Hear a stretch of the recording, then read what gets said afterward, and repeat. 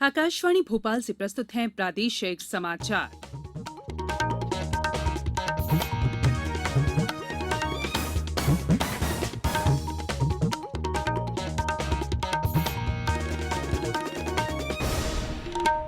नमस्कार, समाचारों के साथ मैं संयुक्ता बैनर्जी। पहले मुख्य समाचार। केंद्र सरकार और किसान संगठनों के बीच आज नई दिल्ली में होगी 8वें दौर की बातचीत। कोविड टीकाकरण का राष्ट्रव्यापी पूर्वाभ्यास आज देश के 33 राज्यों और केंद्र शासित प्रदेशों के 736 जिलों में चलाया जाएगा ड्राई रन।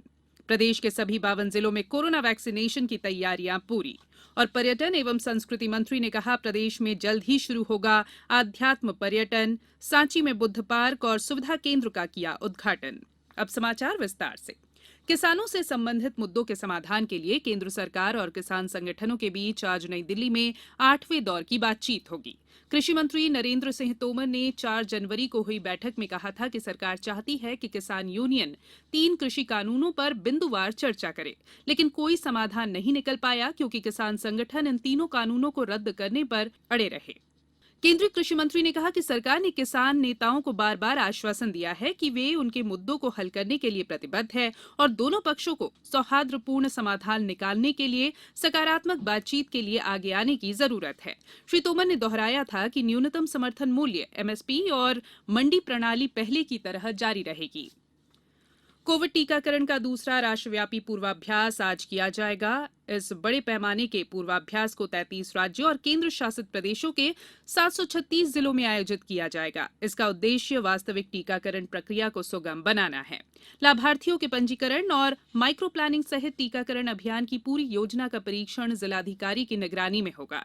इस पूर्वाभ्यास में राज्य, जिला, प्रखंड और अस्पताल स्तर के सभी अधिकारियों को कोविड-19 टीकाकरण अभियान से जुड़े सभी पहलुओं की जानकारी भी दी जाएगी। हमारे संवाददाता ने बताया है कि टीकाकरण स्थलों पर पूर्वाभ्यास की प्रक्रिया के लिए लगभग 1,70,000 टीका लगाने वाले और 3 लाख टीकाकरण दल के सदस्यों को प्रशिक्षित किया गया है। वहीं दूसरी ओर डॉक्टर हर्षवर्धन आज तमिलनाडु का दौरा करेंगे और व्यक्तिगत रूप से तैयारियों की समीक्षा करने के साथ ही निर्धारित स्थलों पर टीकाकरण के पूर्वाभ्यास संचालन भी देखेंगे। केंद्रीय स्वास्थ्य मंत्री डॉक्टर हर्षवर्धन ने कल राज्यों और केंद्र शासित प्रदेशों के स्वास्थ्य मंत्रियों और प्रधान सचिवों के साथ वीडियो कॉन्फ्रेंस के माध्यम से पूर्वाभ्यास की तैयारियों की समीक्षा की। स्वास्थ्य मंत्री ने डिजिटल प्लेटफॉर्म कोविन ऐप का भी उल्लेख किया। इस प्लेटफॉर्म पर 78 लाख से अधिक लाभार्थी पहले से ही पंजीकृत हो चुके हैं। उन्होंने सोशल मीडिया पर टीके के दुष्प्रभावों के बारे में चल रही अफवाहों को आधारहीन बताया। प्रदेश में कोविड-19 के लिए वैक्सीनेशन के पूर्व रिहर्सल के तौर पर तैयारियों को परखने के लिए आज प्रदेश के 52 जिलों में ड्राई रन का आयोजन किया जा रहा है। स्वास्थ्य मंत्री डॉक्टर प्रभुराम चौधरी ने 8 जनवरी को ड्राई रन के लिए रायसेन में बनाए गए वैक्सीनेशन सेंटर का कल निरीक्षण कर तैयारियों का जायजा लिया। डॉक्टर चौधरी ने बताया कि प्रदेश के सभी 52 जिलों में कोरोना वैक्सीनेशन की तैयारियां पूरी कर ली गई हैं। उन्होंने बताया कि प्रदेश में 4 स्थानों भोपाल, जबलपुर, ग्वालियर और इंदौर में कोल्ड चेन स्टोर तैयार किए गए हैं। पहले इन स्टोर में स्वीकृत वैक्सीन का भंडारण होगा। वहां से वैक्सीन को संभाग, संभाग से जिलों और जिलों से पीएचसी में बनाए गए कोल्ड चेन स्टोर में भेजा जाएगा। यहां से वैक्सीन सीधे टीकाकरण केंद्र पर पहुंचाई जाएगी। स्वास्थ्य मंत्री ने बताया कि पहले चरण के सभी हेल्थ वर्कर का टीकाकरण होगा। प्रदेश में ऐसे हेल्थ वर्कर की संख्या 4 लाख है। राज्य स्तर पर बनाए गए कंट्रोल रूम से पूरे प्रदेश में होने वाले टीकाकरण अभियान पर लगातार नजर रखी जाएगी। सभी जिलों से हमारे संवाददाताओं ने कोरोना वैक्सीनेशन की तैयारियों के बारे में भी समाचार दिए। बंशीलाल टाक, योग शिक्षक मंदसौर ने कोविड-19 की रोकथाम के लिए चलाए जा रहे जन आंदोलन का समर्थन करते हुए लोगों से कोविड-19 के संक्रमण से बचने के लिए जारी गाइडलाइन का पालन करने की अपील की है। जब भी हम घर से बाहर निकले, मास्क जरूर लगा के निकले। तो भूले नहीं, बिल्कुल मंत्र की तरह याद कर ले कि जब तक नहीं दवाई, मास्क में नहीं ढिलाई और 2 गज की दूरी, ये 2 चीज अपने को अपनाना है, तभी हम सुरक्षित रह सकते हैं। कोविड-19 से बचाव और सुरक्षित रहने के 3 उपाय। मास्क लगाएं, 2 गज दूरी है जरूरी, सुरक्षित दूरी रखें, हाथ और मुंह साफ रखें। ब्रेक के बाद बुलेटिन में एक बार फिर आपका स्वागत है। पर्यटन, संस्कृति और आध्यात्म मंत्री उषा ठाकुर ने कहा है कि प्रदेश में पर्यटकों को पर्यटन के साथ ही भारतीय संस्कृति और आध्यात्म से जोड़ा जाएगा। वे कल सांची में बुद्ध जम्बूद्वीप पार्क और पर्यटक सुविधा केंद्र के लोकार्पण के मौके पर बोल रही थी। सुश्री ठाकुर ने कहा कि बुद्ध जम्बूद्वीप पार्क और पर्यटक सुविधा केंद्र के निर्माण से पर्यटकों को उच्च स्तरीय सुविधाएं मिलेंगी। सुविधा केंद्र बन जाने से सांची और भी अधिक लोकप्रिय बनेगा।